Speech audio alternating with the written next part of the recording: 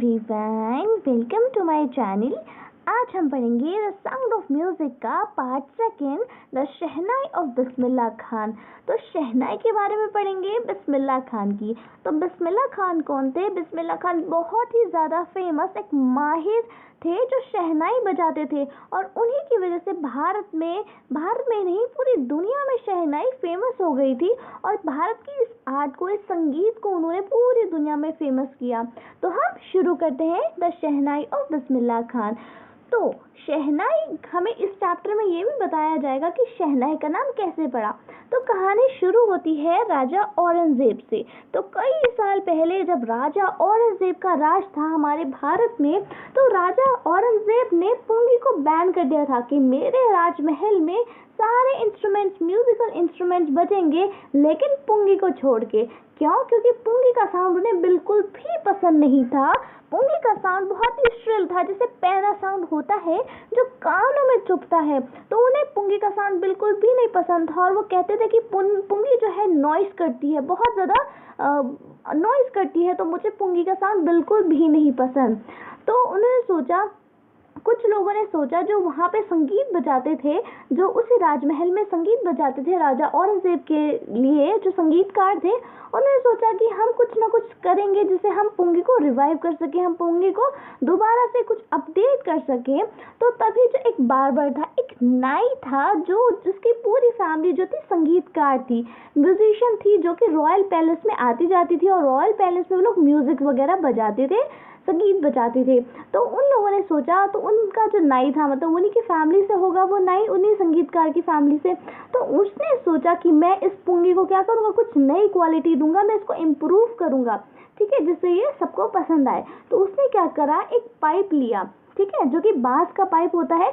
और पुंगी आपको मैं दिखा देती हूँ कि पुंगी इस तरह से दिखती है और शहनाई कुछ इस तरह से दिखती है। तो कैसे उन्होंने पुंगी को अपडेट किया, शहनाई बनाई। तो उन्होंने क्या किया, एक पाइप लिया जो कि नेचुरल लंबा था, जो पुंगी होती है उससे काफ़ी ज़्यादा लंबा था और चौड़ा भी था। अब उन्होंने ये ले तो ली, जो कि फ्लूट जैसी थी।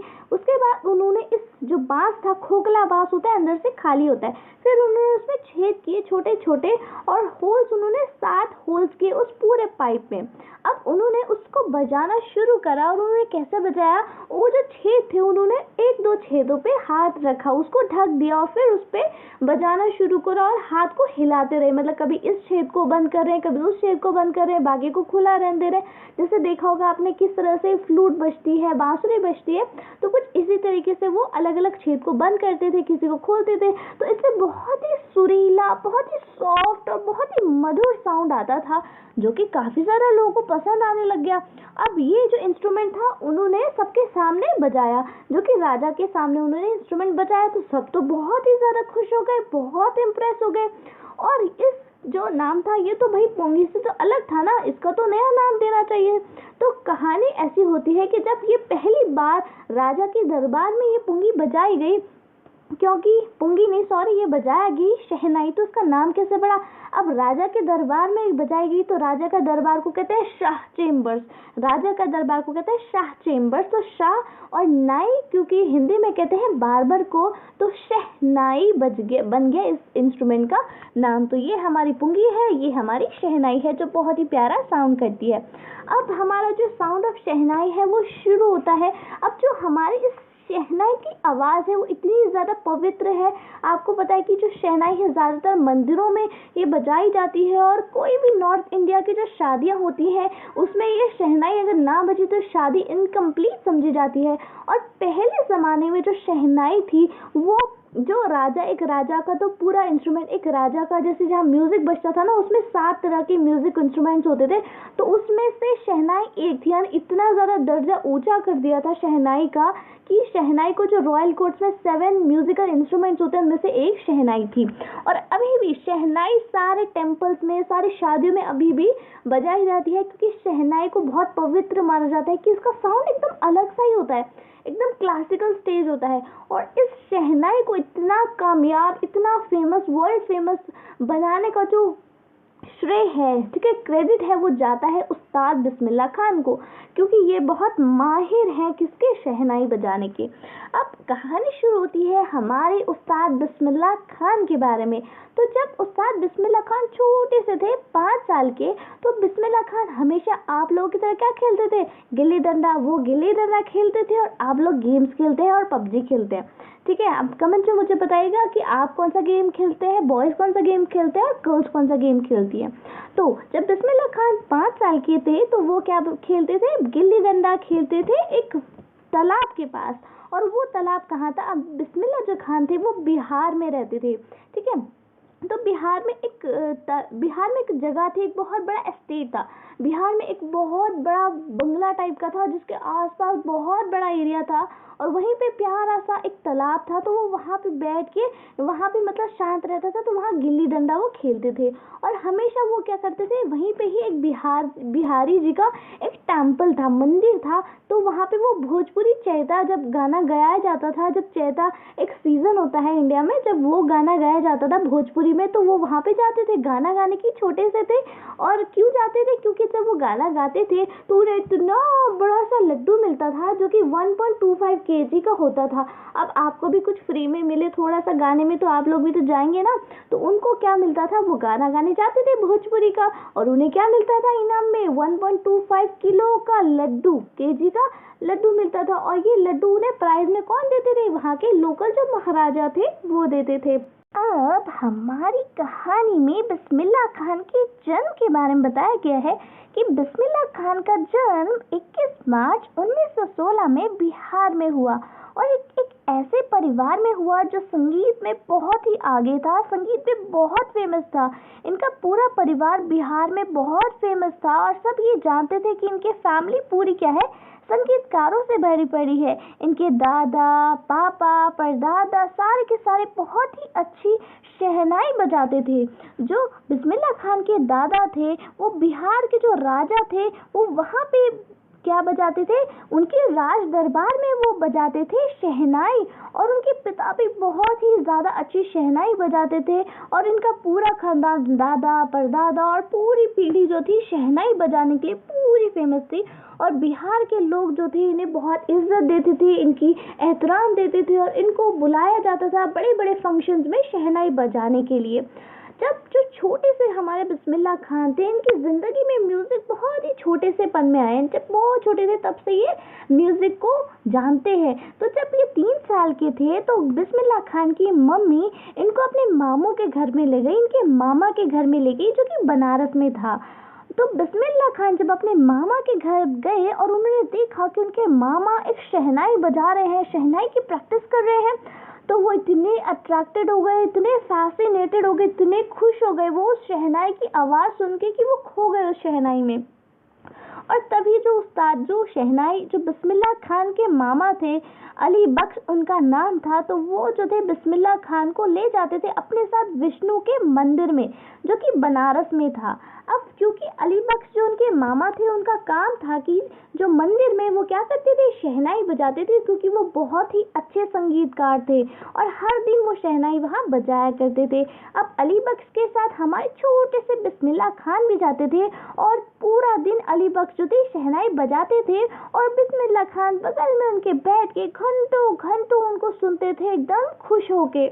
धीरे धीरे जो थे वो थोड़ा थोड़ा सीखना उन्होंने शुरू कर दिया, और वो इस जो शहनाई को बजाना भी सीखते थे, और पूरा पूरा दिन वो इस शहनाई की क्या करते रहते, प्रैक्टिस करते रहते थे।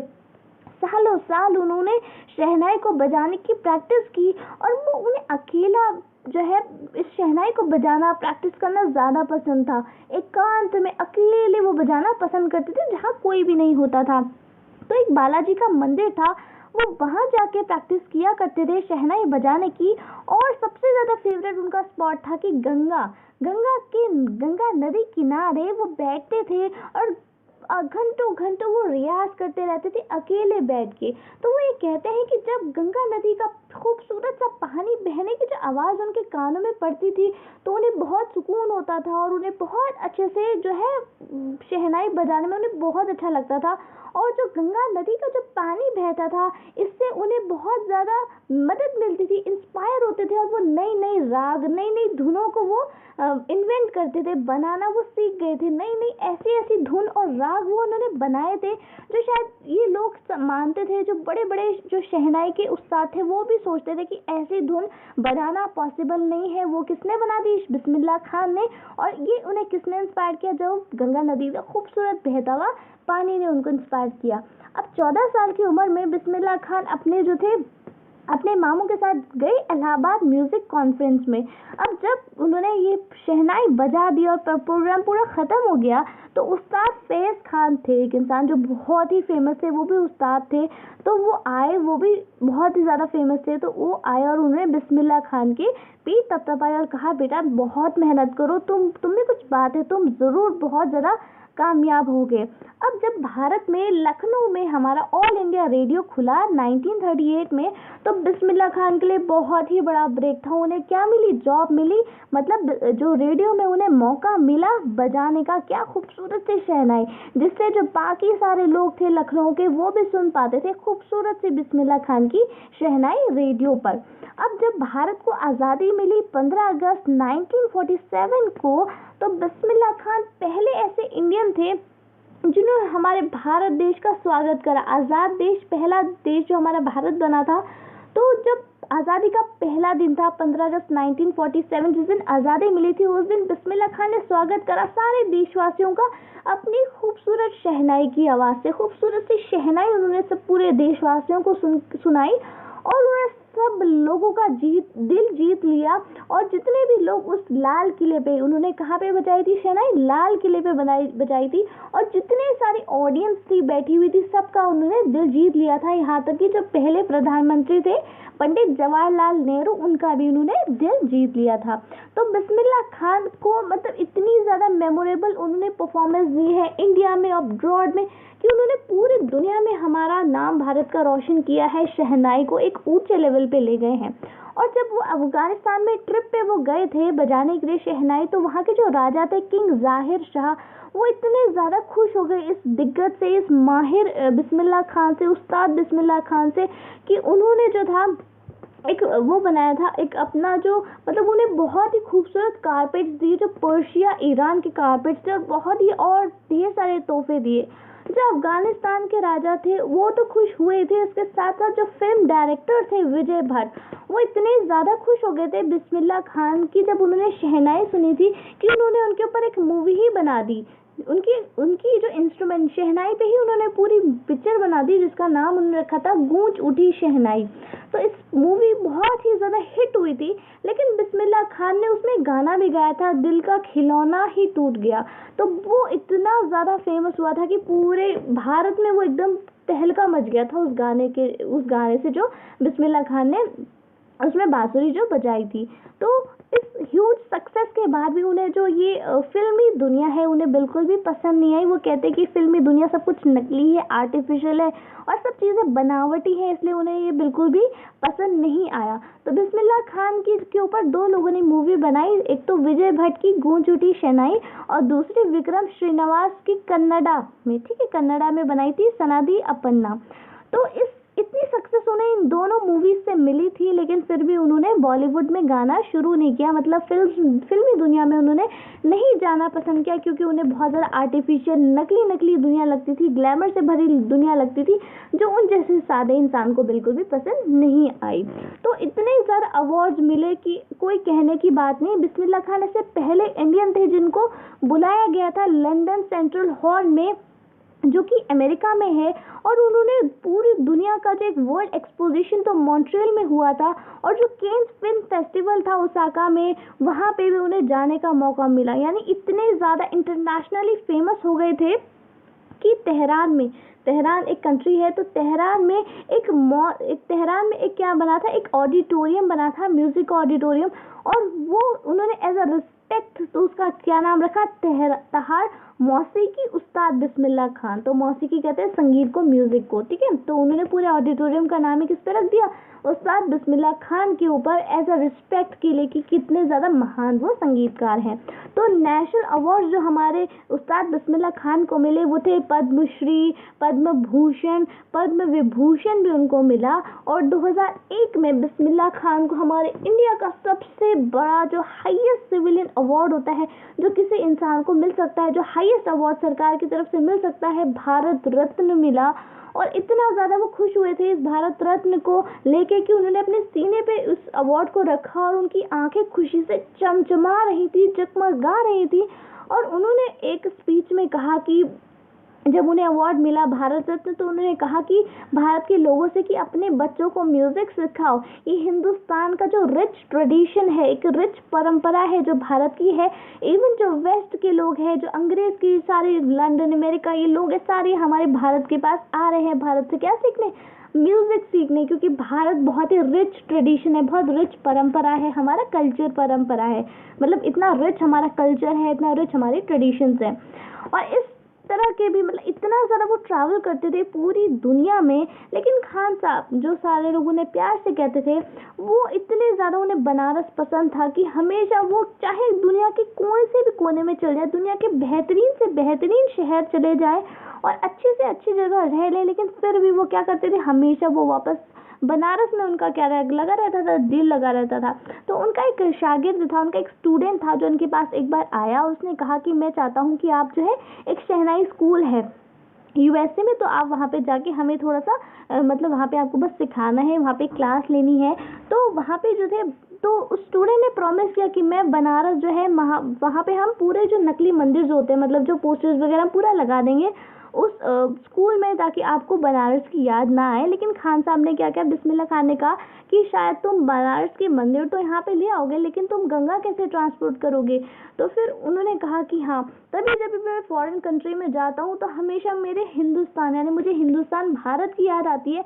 और जब मैं मुंबई में होता हूँ तो मुझे बनारस की याद आती है और होली गंगा की याद आती है। यानी अगर मैं बाहर देश होता हूँ तो मुझे इंडिया की याद आती है, और अगर मैं इंडिया ही में कहीं और किसी और स्टेट में हूँ तो मुझे किसकी याद आती है, बनारस की और होली गंगा की याद आती है। तो इतना ज़्यादा उन्हें प्यार है अपने भारत और अपनी शहर से। तो उस्ताद बिस्मिल्लाह खान की जो ज़िंदगी है एक परफेक्ट एग्जाम्पल है कि किस तरह से उन्होंने भारत के कल्चर को पूरी दुनिया तक पहुंचाया। और एक मुस्लिम, जैसे भारत की ये तहजीब है कि एक वो मुसलमान थे लेकिन फिर भी वो एक मंदिर में जाके रोज़ शहनाई बजाते थे। तो ये एक भारत की खूबसूरती है कि हम सब क्या साथ में रहते हैं, मिल के रहते हैं। और इस चैप्टर से हमें ये सीखना चाहिए कि हम सबको मिलके रहना चाहिए साथ साथ, ठीक है। और हमें देश को क्या करना है, आगे बढ़ाना है और देश को फेमस करना है। आई होप आपको ये चैप्टर समझ में आया हो। वीडियो अगर अच्छी लगी हो तो लाइक करें, शेयर करें और मेरे चैनल को सब्सक्राइब करें। और मेरे अपने फ्रेंड्स के साथ वीडियो को ज़रूर से शेयर करें और कमेंट्स में बताएं आपको कैसी लगी। Thanks for watching.